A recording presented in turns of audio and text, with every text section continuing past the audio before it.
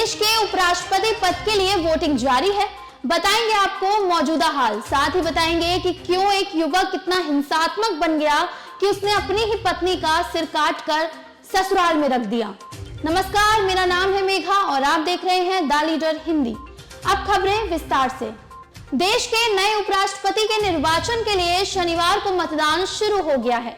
चुनाव में मुकाबला राष्ट्रीय जनतांत्रिक गठबंधन के उम्मीदवार जगदीप धनखड़ और विपक्ष की संयुक्त उम्मीदवार मार्गरेट अल्वा के बीच है। आंकड़ों के लिहाज से देखा जाए तो पश्चिम बंगाल के पूर्व राज्यपाल यानी कि धनखड़ की जीत सुनिश्चित लग रही है।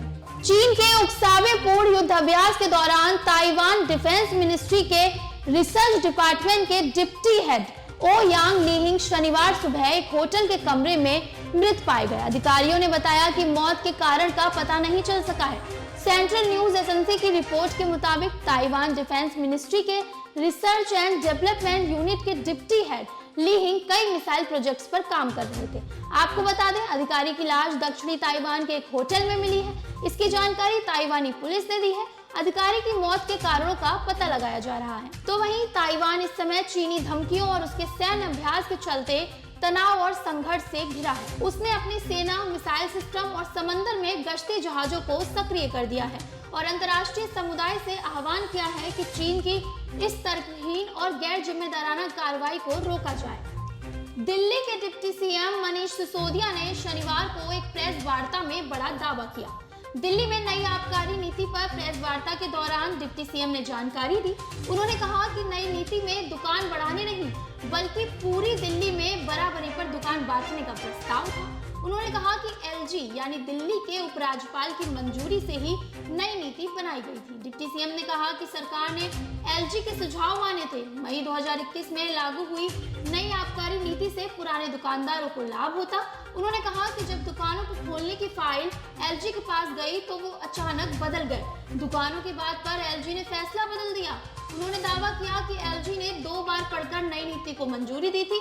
डिप्टी सीएम ने आगे कहा कि एलजी ने बिना सरकार और कैबिनेट से चर्चा किए फैसले को बदला है। उन्होंने कहा कि फैसला अचानक कैसे बदला, इसको लेकर सीबीआई को जांच करनी चाहिए। इन्होंने कहा कि अगर एलजी ऑफिस ने फैसला नहीं बदला होता तो सरकार को हजारों करोड़ों का नुकसान नहीं होता।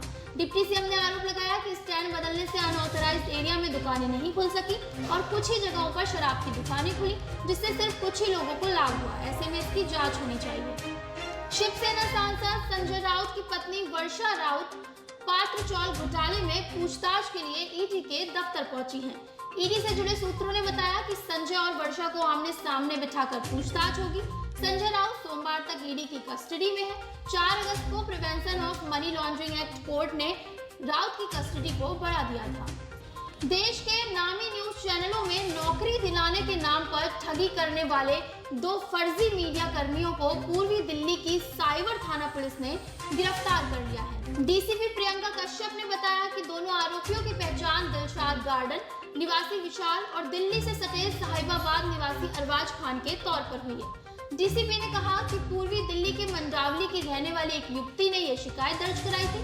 न्यूज चैनल में नौकरी दिलाने के नाम पर उससे कमीशन के तौर पर 50,000 की ठगी की गई। युवती की शिकायत पर पूर्वी जिले के साइबर पुलिस स्टेशन में मुकदमा दर्ज कर मामले की जांच शुरू की गई। आप भी किसी के जॉब ऑफर को देखकर एकदम यकीन न करें, पहले उसकी सही तरह से जांच पड़ताल करें, उसके बाद ही आगे बढ़ें। मधेपुरा में एक पति ने अपनी पत्नी और बेटी की सिर काटकर हत्या कर दी। इतना ही नहीं, पत्नी का कटा सिर लेकर आरोपी अपने ससुराल पहुंचा और घर से 200 मीटर की दूरी पर एक पुलिया पर सिर को रखकर फरार हो गया। कटे सिर के नीचे एक पर्ची भी रखी थी। मधेपुरा में आरोपी के घर में पत्नी और बेटी का धड़ पड़ा था, जबकि बेटी का कटा सिर टेबल पर रखा हुआ था। बताया जाता है कि पत्नी के अवैध संबंध के शक में आरोपी पति ने वारदात को अंजाम दिया है। शनिवार सुबह आरोपी पति महिला का कटा हुआ सिर अपने घर यानी श्रीनगर थाना क्षेत्र स्थित पोखरिया गांव से लेकर उसके मायके सदर थाना क्षेत्र के गोडालिया गांव पहुंचा। मॉर्निंग वॉक पर निकले लोगों ने सिर देखा तो इलाके में सनसनी फैल गई। उधर सूचना मिलते ही पुलिस मौके पर पहुंची और महिला का कटा हुआ सिर लेकर उसके ससुराल गई। वहां बेटी की भी लाश मिली। कॉमनवेल्थ गेम्स में बीते दिन 6 भारतीय पहलवान एक्शन में थे। इन सभी ने भारत को मेडल दिलाया। आज 6 अगस्त को भी बर्मिंघम में 6 भारतीय खिलाड़ी अखाड़े में होंगे। इन सभी से पदकों की उम्मीद की जा रही है। महिला पहलवानों में जहां विनेश फोगाट, पूजा गहलोत और पूजा सिहाग मैदान में उतरेंगी, तो वहीं पुरुष पहलवानों में रवि धाहिया, दीपक नेहरा और नवीन एक्शन में होंगे। ये सभी मुकाबले दोपहर 3 बजे से शुरू होंगे। जैसे जैसे खिलाड़ी आगे क्वालिफाई करते जाएंगे, इनके मुकाबलों का शेड्यूल सामने आता जाएगा। ब्रॉन्ज और गोल्ड मेडल मैच रात 9:30 बजे से शुरू होंगे। आज के बुलेटिन में बस इतना ही। देश दुनिया से जुड़ी तमाम खबरों के लिए देखते रहिए द लीडर हिंदी। अगर आप कोई सुझाव देना चाहते हैं तो कमेंट में लिखकर हमें जरूर बताएं। साथ ही हमारी ऐप द लीडर हिंदी को जरूर डाउनलोड करें। अगर आप हमारे चैनल पर नए हैं तो हमारे चैनल को सब्सक्राइब करें।